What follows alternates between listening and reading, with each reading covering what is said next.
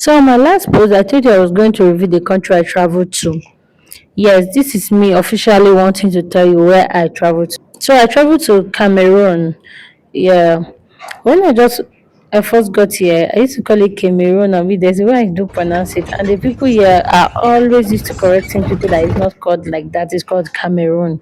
Yeah, I traveled to Cameroon to visit my family that stay over here and to have a time that time to just reflect on my life and make good or better decisions, let me say. So I left Obudu. I entered the vehicle to Ikom. Then from Ikom, I think I slept at Ikom that particular night because I left pretty late in the evening. This was me the following morning. I entered a new vehicle from Ikom that will be taking me to Ekok and then to Mafi. Ekok is one of the villages in Cameroon. Yeah. On this trip, I did not use a public transport, or how would I put it?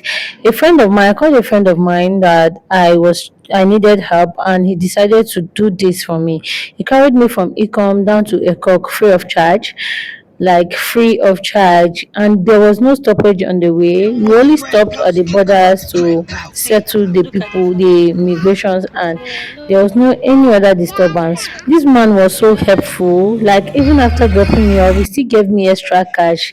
Thanks a lot, wherever you are. If you eventually see this video, I appreciate your kind gesture, and I hope that we continue to live long and prosper and do so many things in this life. So yeah, we reached the borders and this was it. You have to settle. Like for him, he was carrying a lot of goods in his vehicle, so he had to do a lot of settlements. So the road from Ecom to Cameroon is it's smooth. It's a smooth drive, just that you have to stop in there are different checkpoints, and this was the baggage. I think they call it baggage border. Yeah, you have to. The borders were very big. They are very big. Like you have to go around it before you can pass. And at the end of the day, if you're carrying a lot of things, you need to do many settlements. Yeah, like for people who don't have ID card crossing to Cameroon as well, you have to settle for yourself if you don't have the ID card. I was not having it, but my friend helped me since he has been a regular driver on that road. They did not disturb me at all.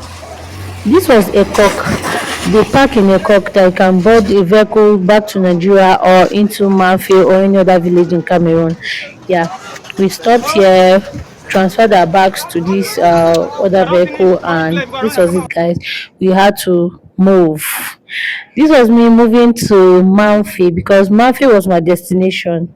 And the road from Ekok to Mafe too is smooth as well, but the road some areas are kind of narrow and with thick forest, but it's not a long drive. From Ekok to Mafe is just an hour's drive. Like that is the highest. If the driver is a good driver, the list is 1 hour. If not, you use 45 minutes from Ekok to Murphy, and it was a smooth drive. We only had to stop for the checkpoint for the immigrations and all of those people to check and collect their own settlement, and then we move. This was my second time going to Cameroon. First, when I first went to Cameroon was like 2015 then. Then I was still very young. So this was my second time going there again. So now going to Mafe, we had to I think I paid about 5,000 francs from Ekok to Mafi. It's not a long drive, but that was just the cost of transportation, 5,000 francs, which in Naira I think is about 12,500 also based on the current exchange. We pass so many small villages around this road. There are so many villages. There's Mojok, there's Bisongabang, there are so many villages. I can't remember all their names, but we finally got to Mafi. This was the park in Mafi where we highlighted.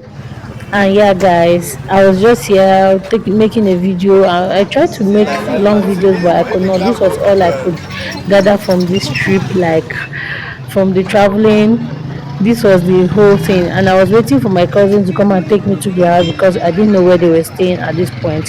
So I waited at the park for her until she arrived and took us home, guys.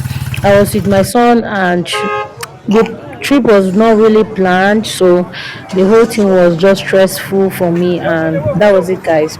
These were our luggages, and from here we had to hit a motorcycle to the house. My cousin came right in time and we took a bike that was taking us home. And that is it for today's vlog, guys. Do well to watch my next vlog that will be coming up soon. And don't forget to like, subscribe, and comment on our post. We'll be doing dropping vlogs every single day for 30 days. So see you on my next vlog. Thanks for watching, guys. Bye.